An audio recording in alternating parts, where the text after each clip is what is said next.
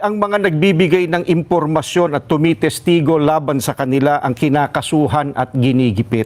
Hinihintay ng mga Pilipino ang sinasabi ng Senate Blue Ribbon Committee Chairman na we will go where the evidence lead us. Nagsalita na ang Iglesia ni Cristo at naghahanap na kalutasan sa mga nangyayari sa bansa na ayon sa kanila. Mahigit na 3 buwan na walang nangyayari sa imbestigasyon ng Blue Ribbon. Payagan po ninyo na iparinig ko sa inyo ang pahayag ng Iglesia ni Cristo. Mula nang magsagawa ng Rally for Transparency, Accountability, Justice and Peace ang Iglesia ni Cristo noong November 16 to 17, 2025, patuloy kaming naghihintay kung paano tutugunan ng gobyerno ang malawak na katiwalian na naganap sa ating bansa. Mahigit 3 buwan na ang lumipas, subalit wala pa ring natatanaw ang mga mamamayan na kalutasan sa napakalaking pangungulimbat sa kaban ng bayan.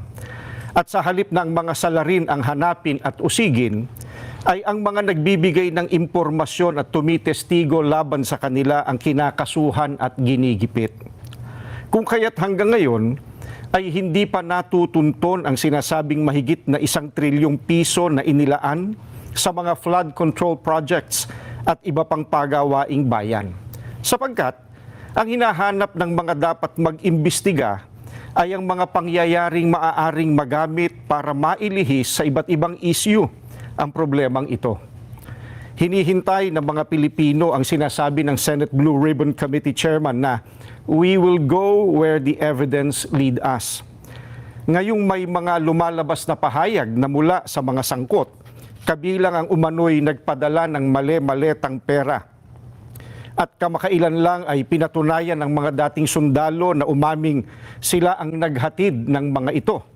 Bakit tila walang malinaw na hakbang upang palawakin pa at tapusin ang investigasyon? Anong ebidensya pa kaya ang hinihintay upang seryosohing tuntunin ang mga mastermind sa katiwaliang ito? May mga pahayag din na ang paglitaw ng mga dating sundalo ay bahagi ng isang destabilization plot. Kung ganoon ang paratang, hindi ba lalo itong dapat imbestigahan sapagkat ang destabilisasyon laban sa gobyerno ay isang seryosong usapin ukol sa pambansang seguridad?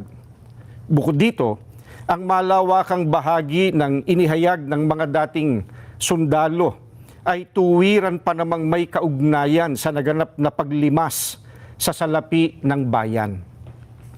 Matamang naghihintay pa rin ang sambayanan, kasama ng milyon-milyong Pilipino sa buong mundo at maging ng mga international media at iba pa na nagmamasid, ang mga kaanib sa Iglesia ni Cristo ay patuloy na nakabantay.